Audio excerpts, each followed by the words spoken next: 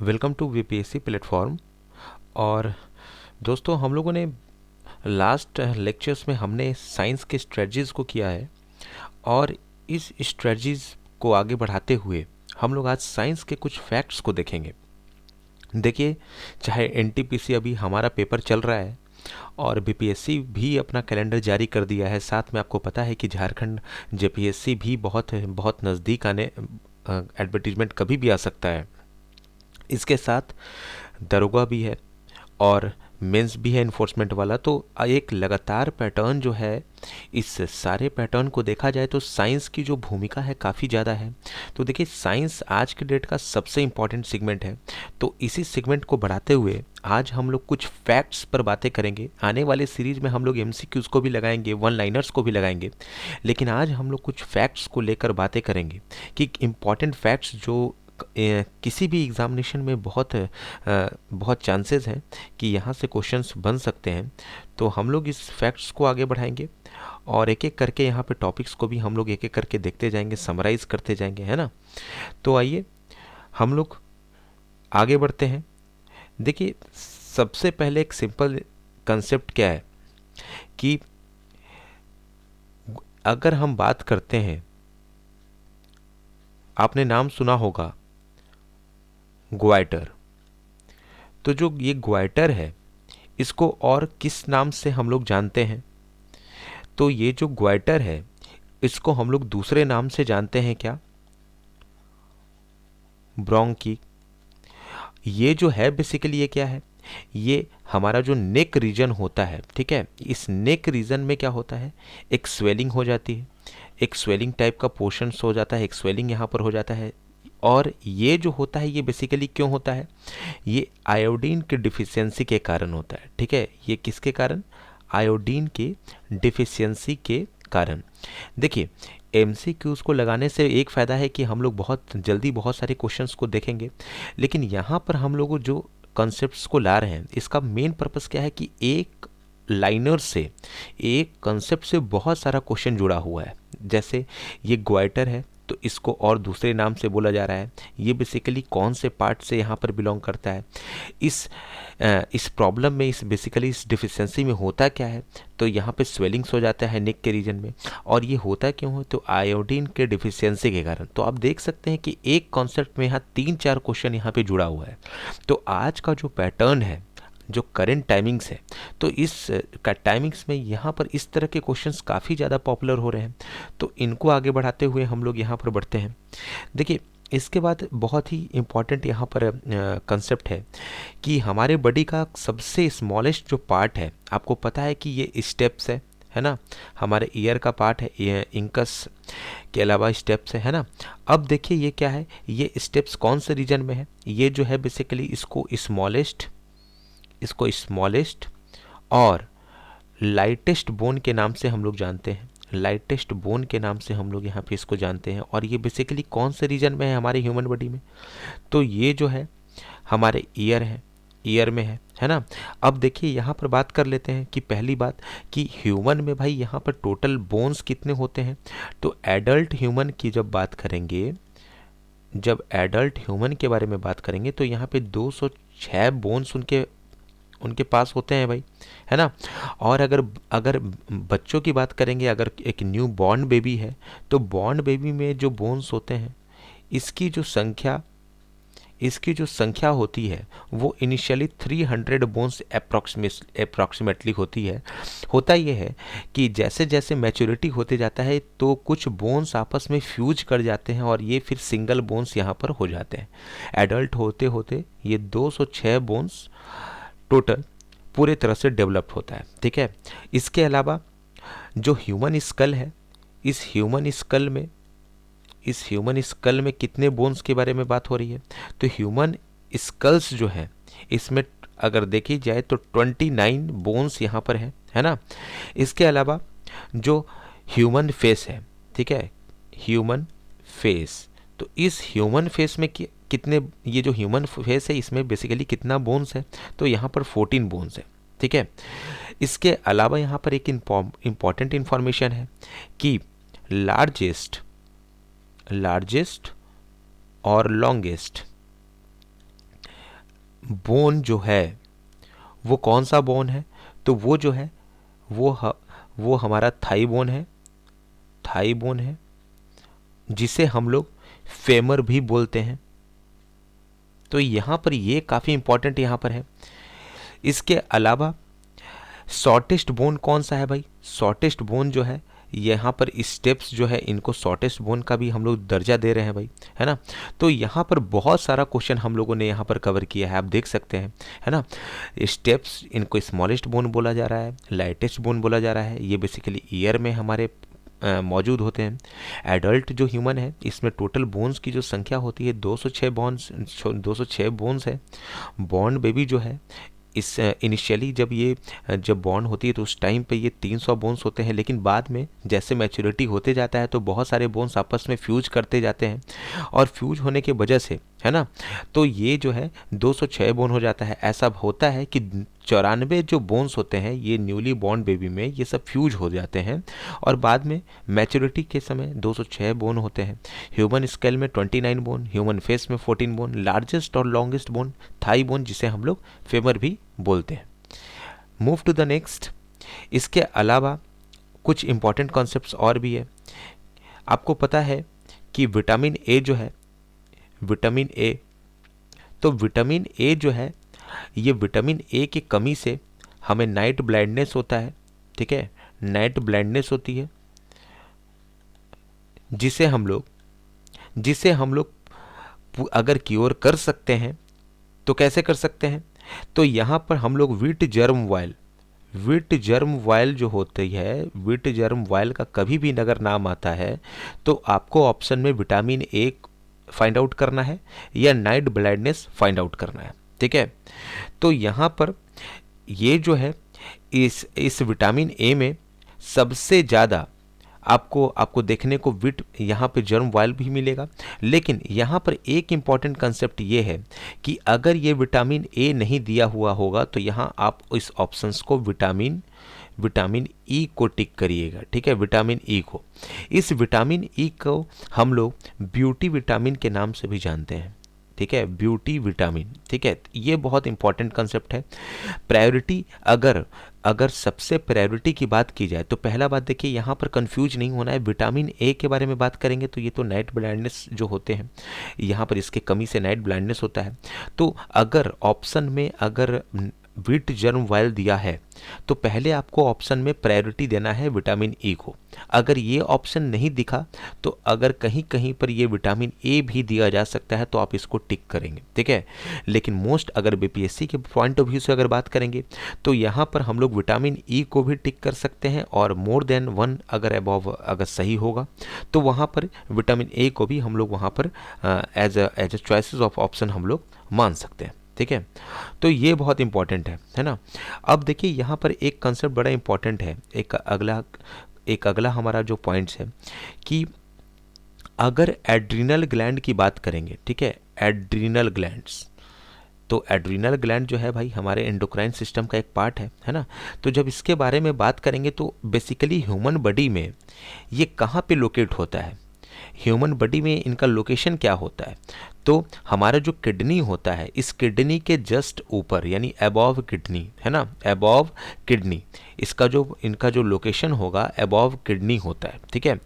अब क्या है, दोनों किडनी जो है ना, दोनों किडनी के टॉप पर इनका एक स्ट्रक्चर बना होता है ना। और एड्रीनल ग्लैंड जो है ये बेसिकली 2 पार्ट में डिवाइडेड होता है, ठीक है। एक होता है outer cortical portion, outer cortical portion होता है, और दूसरा क्या होता है, दूसरा होता है inner adrenal cortex, inner adrenal cortex. तो अगर यहाँ पर टाइप्स के बारे में भी बात आएगा तो आप यहाँ पर इसको टिक आउट कर सकते हैं, है ना। तो यहाँ पर क्वेश्चंस को इस तरह से बनाया गया है कि अगर किसी भी तरह से क्वेश्चन अगर आता है, क्योंकि देखिए आज का जो कंसेप्ट है, आज का जो डिमांड है, कुछ पेपर्स ऐसे टफ होते जा रहे हैं कि देखिए अभी हमने लास्ट कुछ पेपर्स में हमने क्या देखा है, देखो एग्ज़ाम पेपर्स को बार बार प्रीवियस सेट को अगर हम लोग बनाते हैं तो हम लोग उसके सिलेबस के बारे में जानते हैं, लेकिन जो रीसेंट पैटर्न्स है कुछ इस तरह का पैटर्न्स है कि हम लोग एक टॉपिक के बारे में बहुत सारी चीज़ों को हम लोगों को पता करना है, क्योंकि स्टेटमेंट वाला भी क्वेश्चन आ रहा है आज के डेट में। 4-4 स्टेटमेंट दे दिए जाते हैं और उसमें से सही चीज़ पता करना होता है। तो अब एक चीज़ों के बारे में एक एक पॉइंट पता करने का हमारे पास समय नहीं है। अब एक चीज़ों से जुड़ा हुआ बहुत सारे चीज़ अगर हैं, यानी हमारा जो टाइम है ना, अब यूपीएससी पैटर्न जैसे कैसे होते हैं कि भाई स्टेटमेंट, बहुत मल्टीपल स्टेटमेंट होते हैं, तो आज का जो पीसीएस का पेपर हो रहा है तो कुछ इस तरह का ही हो रहा है। और जिनके साथ साथ जो छोटे छोटे पेपर, अगर हमारा तैयारी अगर हायर लेवल पर होगा तो हमारे नीचे का जो पेपर होगा वहाँ तो हम लोग इजीली हम लोग कर देंगे। तो एनटीपीसी या बिहार दरोगा या इन्फोर्समेंट का जो पेपर है, इवन सचिवालय का भी वैकेंसी आने वाला है, तो इस तरह में हम लोगों को कोई दिक्कत नहीं होने वाला है। तो हम लोगों का बेसिक्स पूरी तरह से तैयार होना चाहिए, है ना। तो ये बहुत इंपॉर्टेंट है। अब देखिए यहाँ पर अगर एक बड़ा इंपॉर्टेंट क्वेश्चन है, बार बार लोग कंफ्यूज हो जाते हैं, हाइड्रोफोबिया। ठीक है, हाइड्रोफोबिया बात कर लेते हैं। हाइड्रोफोबिया, तो पहली बात कि हाइड्रोफोबिया जो है, तो ये हाइड्रोफोबिया जो है ये बेसिकली किस तरह का डिजीज़ है भाई, किस तरह का यहाँ पर इसके साथ ऑर्गेनिज्म यहाँ पे जुड़े हुए हैं। तो ये देखिए एक वायरल डिजीज़ है। सबसे पहले इंपॉर्टेंट क्या है, ये एक वायरल डिजीज़ है। ऑप्शंस में बहुत सारे डिजीज़ दिए हुए रहेंगे, प्रोटोजोआ वाले होंगे, बैक्टीरियल वाले होंगे, फंगल वाले होंगे, तो वायरल डिजीज़ है। इसको हम लोग मोस्ट कॉमन नाम से भी जानते हैं, ये बड़ा इंपॉर्टेंट है। हाइड्रोफोबिया तो थोड़ा सा अनकॉमन है, लेकिन एक बड़ा फेमस है रैबीज़। तो रैबीज़ जो है इसको हम लोग बड़े फेमस नाम से जानते हैं। इसमें क्या होता है रैबीज़ में, देखिए ब्रेन्स जो होता है ना, ब्रेन्स अपना काम करना पूरे तरह से धीरे धीरे बंद करने लगता है। यानी हम लोग बोल सकते हैं कि inflammation of brains in human. तो यहाँ पर आपके लिए 4 चीज़ बड़ा इंपॉर्टेंट है। पहला बात, हाइड्रोफोबिया को हम लोग रेबीज़ भी बोलते हैं, वायरल डिजीज़ भी है, और यहाँ पर ब्रेन्स का जो है ना इन्फ्लेमेशन, आप बोल सकते हैं कि यहाँ डिसफंक्शनिंग यहाँ पर इनका करना, ब्रेन्स का करना स्टार्ट हो जाता है। तो ये चीज़ बड़ा इंपॉर्टेंट है। इसके अलावा इसके बाद हम लोग क्या करते हैं, हम लोग नेक्स्ट पॉइंट को हम लोग यहाँ पे देखेंगे।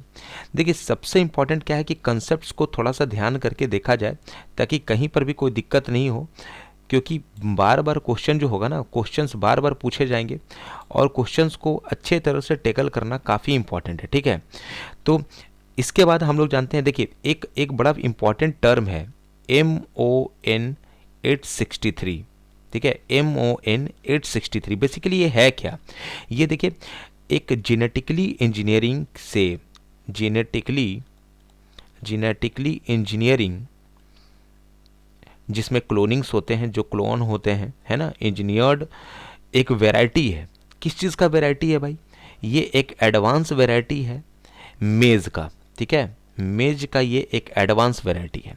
तो MON 863 क्या है, ये एक genetically modified engineered variety of मेज, है ना। ये बड़ा इंपॉर्टेंट है। आज के डेट में भी बायोटेक्नोलॉजीज़ का जो टाइम पीरियड है, यहाँ पर कुछ क्वेश्चंस बायोटेक्नोलॉजी से भी रिलेटेड काफ़ी ज़्यादा आ रहे हैं, तो इसको भी यहाँ पर थोड़ा सा ध्यान में रखते हुए हम लोगों को टॉपिक को आगे पढ़ना है ना। देखिए एक सिंपल सी चीज़ें हैं कि देखिए हमारा जो नेक है, ठीक है, जो नेक रीजन है, तो जो नेक रीजन है हमारे शरीर का जो नेक रीजन है, इसमें कौन सा वर्टिब्रा है, इसमें कौन सा वर्टिब्री है। तो इसमें जो वर्टिब्री है मोस्ट कॉमन आपको पता होना चाहिए कि सर्वाइकल। ठीक है, सर्वाइकल है। तो सर्वाइकल जो है ये हमारे बेसिकली नेक रीजन में पाया जाता है ना। यहाँ पर 7 जो हैं 7 बोनी रिंग्स, आप बोल सकते हैं 7 बोनी रिंग्स, यानी कि बोन्स जो है एकदम क्लस्टर टाइप में यहाँ पर 7 रिंग के शेप में यहाँ पर एक साथ यहाँ पे क्लस्टर टाइप रिंग शेप यहाँ पर फॉर्म कर रहे हैं सर्वाइकल कॉर्टेक्स के पास यहाँ पर, है ना। तो ये जो है कहाँ पर है, ये नेक रीजन के पास है। ठीक है, इसके बाद हम लोग चलेंगे।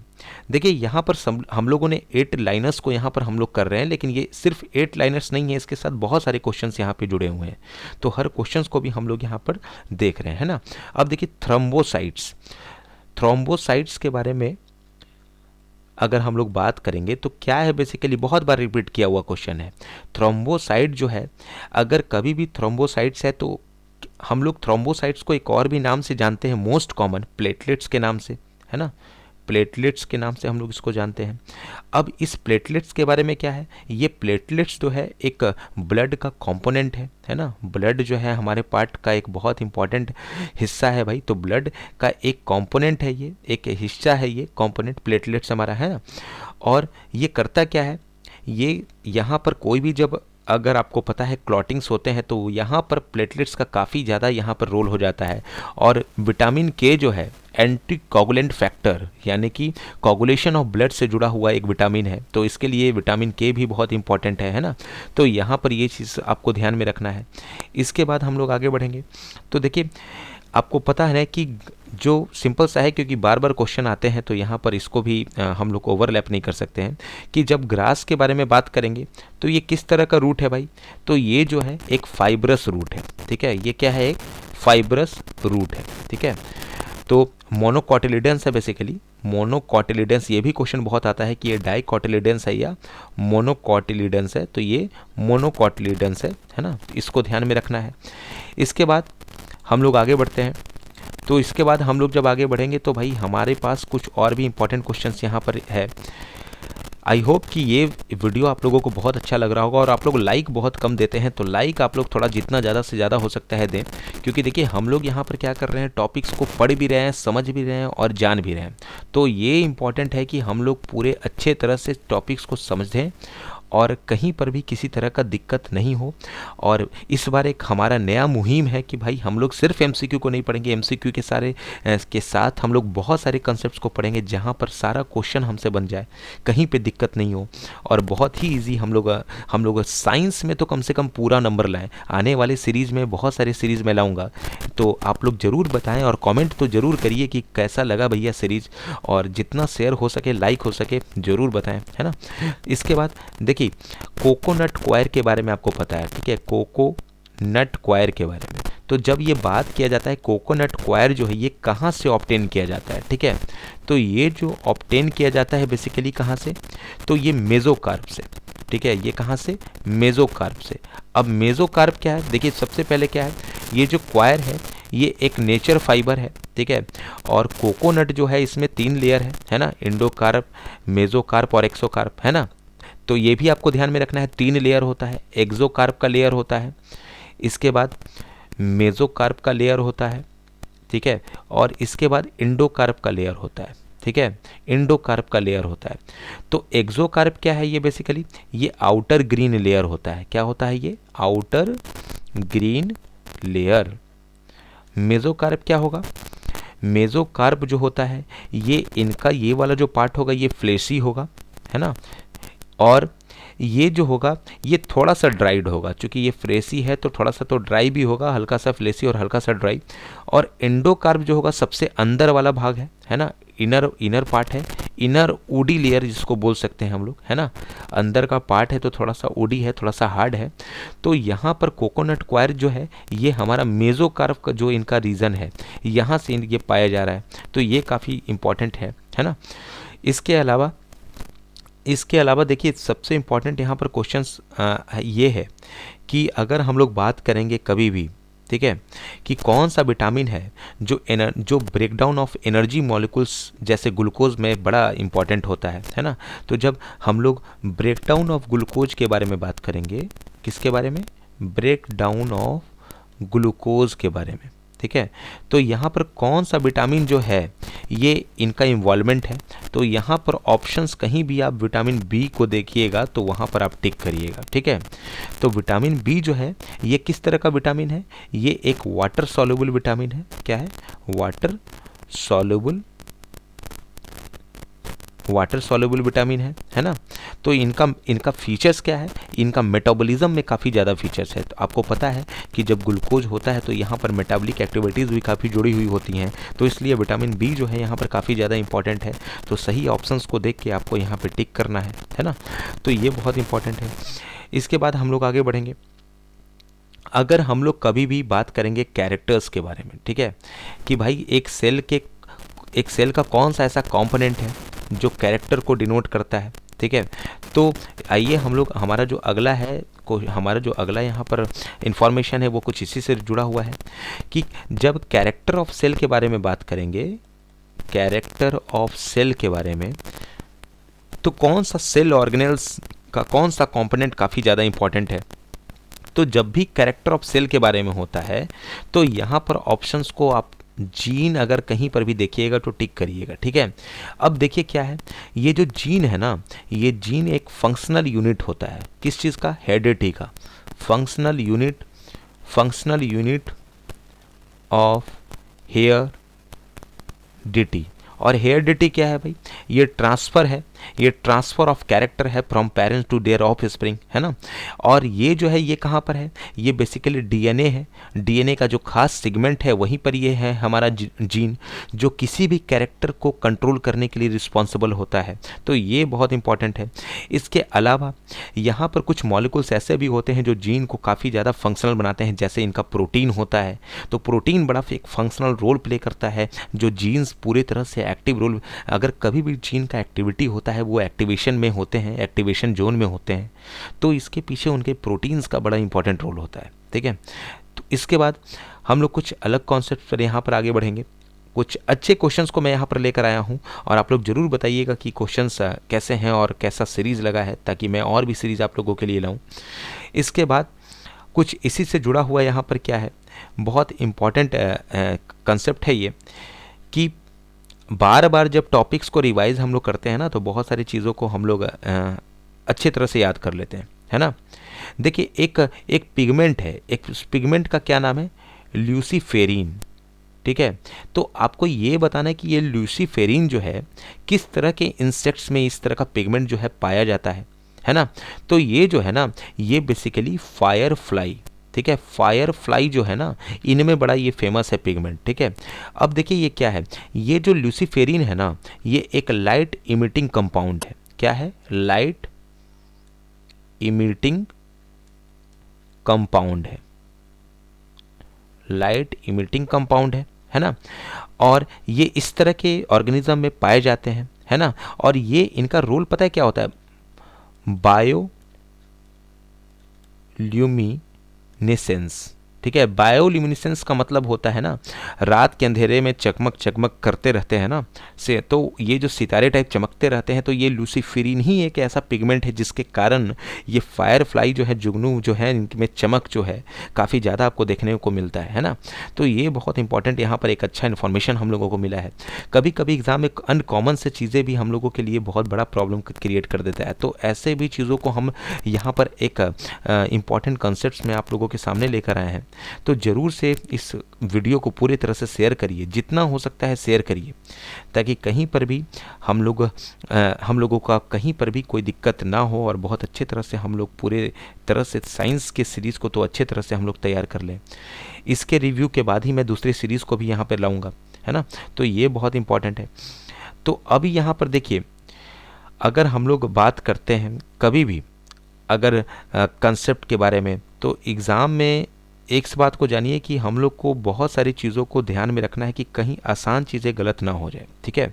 तो जैसे देखिए, हमारे शरीर में एक हार्मोन होता है ADH, जिसका फुल फॉर्म क्या होता है? एंटी ड्यूरेटिक हार्मोन, ठीक है। तो आपको ये बताना है कि ये हमारा इसका मेन टारगेट एरिया कौन सा है? हार्ट है, किडनी है, लीवर है, स्प्लीन है। तो बेसिकली इसका जो टारगेट एरिया है ना, वो किडनी है, ठीक है। तो कहीं पर भी ऑप्शन में किडनी देखिएगा तो वहाँ पर ये हार्मोन जरूर खोजिएगा ऑप्शंस में। अब देखिए इसका काम क्या होता है ना। अगर ADH अगर रिलीज होगा, ठीक है, अगर ADH रिलीज होना शुरू हो जाएगा, तो यहाँ पर यूरिन जो होगा ना, यूरिन बहुत लेस एक्सक्रिएटेड होगा, है ना।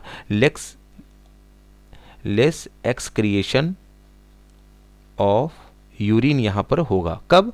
जब ADH का सिक्रेशन होने लगेगा तब। तो यहाँ पर यह भी है कि अगर ADH का सिक्रेशन अगर बहुत तेज़ी होगा तो इसका असर कहाँ पर होगा, है ना। तो ये बहुत इंपॉर्टेंट है, क्योंकि आजकल थोड़ा सा इनवर्स रिलेशनशिप पर भी क्वेश्चन बहुत इंपॉर्टेंट है ना। तो यहाँ पर भी क्वेश्चन बनते हैं, तो इसको भी हम लोग थोड़ा सा यहाँ पे इसको देखेंगे, है ना। इसके बाद आगे बढ़ते हैं। तो कौन सा ऐसा हमारे लिए कंपोनेंट है, ठीक ठीक है, कौन सा ऐसा हमारे लिए कंपोनेंट है जो ह्यूमन किडनी के डिसऑर्डर के लिए काफ़ी ज़्यादा रिस्पॉन्सिबल है। तो देखिए, अगर ह्यूमन किडनी के बारे में बात करेंगे तो कौन सा ऐसा पॉल्यूटेंट्स है एयर में जो बहुत प्रॉब्लम क्रिएट करता है ह्यूमन किडनी के लिए। तो इसका आंसर क्या होगा? कैडमियम। क्या होगा? कैडमियम। ठीक है, ये जो कैडमियम है ना, ये इन्वायरमेंट में बहुत ही ज़्यादा स्प्रेड है और ये एक टॉक्सिन की तरह ये काम करता है। ठीक है, एक टॉक्सिन की तरह काम करता है और ये ऑर्गन को बहुत ही पूरी तरह से टॉक्सिसिटी जो बोलते हैं ना, पूरी तरह से ये अफेक्ट करता है।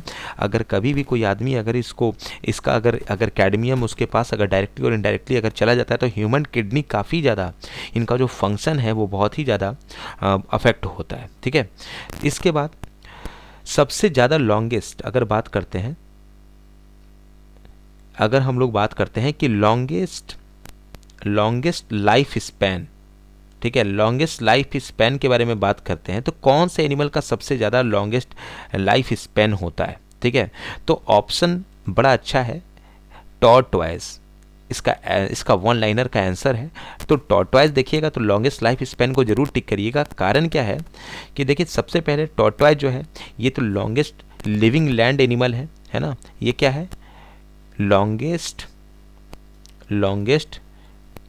लिविंग लैंड एनिमल है, ठीक है, पूरे वर्ल्ड में। ठीक है, इसके बाद यहां पर एक चीज और भी है, जो गैलापागोस जो आइलैंड है ना, गैलापागोस आइलैंड, तो यहां पर जो पाए जाने वाले जो टॉर्टॉइज हैं जिसको हम लोग गैलापागोस टॉर्टॉइज बोलते हैं, ठीक है, तो इनका जो लाइफ स्पैन है ना वो लगभग 150 सालों का है। ठीक है, 150 सालों का। लेकिन जो इनका जो टॉप मोस्ट वैरायटी है, जो ये एक अलग जगह पाए जाते हैं जिसको हम लोग जानते हैं क्या? अल्दाबरा जायंट टॉर्टॉइज, अल्दाबरा जायंट टॉर्टॉइज। तो इनका जो एवरेज लाइफ है ना, इनका ये कितना है? 255 साल। तो उस हिसाब से सबसे ज़्यादा लॉन्गेस्ट सर्वाइव करने वाले लाइफ स्पैन के मामले में कौन है भाई? टॉर्टॉइज हैं। तो आज हम लोग बात यहाँ तक हमने किया है, हमने यहाँ पर वन लाइनर को 16 किया है, लेकिन यहाँ पर अगर हम लोग कॉन्सेप्ट्स को देखेंगे तो हमने बहुत चीज़ों को पढ़ा है, बहुत चीज़ों को जाना है। एक वन लाइनर्स में बहुत सारी चीज़ों को हमने जाना है। तो आप लोग जरूर से लाइक शेयर कमेंट करें और जितना शेयर हो सकता है, और जिन्होंने सब्सक्राइब नहीं किया है तो वो लोग सब्सक्राइब करें। इकोनॉमिक्स के लिए अगर परेशान हो रहे हैं और अगर आपको इकोनॉमिक्स के लिए दिक्कत है, इकोनॉमिक्स के कंसेप्ट्स को समझना है, तो आप नीचे दिए डिस्क्रिप्शन बॉक्स में मेरे चैनल का लिंक दिया हुआ होगा, तो आप लोग सब्सक्राइब करें, लाइक करें, शेयर करें। वहाँ पर मैं करेंट्स अफेयर्स को भी डालूंगा और भी चीज़ें आएंगी, और यहाँ पर भी मैं रेगुलर साइंस सीरीज को डालूंगा और फिर से यहाँ पर और भी चीज़ों को मैं ऐड करूँगा। तो आप लोग जरूर से बीपीएससी प्लेटफॉर्म को भी देखें और नीचे गए सारे डिस्क्रिप्शंस को चेक करें, सारे लिंक को देखें। और इकोनॉमिक्स के लिए आई विल जस्ट रिकमेंड कि सारे लोग इकोनॉमिक्स के पॉइंट ऑफ व्यू, एनसीईआरटी का अगर इकोनॉमिक्स चाहिए तो आप नीचे के डिस्क्रिप्शन को जरूर से लाइक करें और सब्सक्राइब करें। पहले सब्सक्राइब करोगे तभी तो आएगा नोटिफिकेशन। तो thanks for watching this video, take care.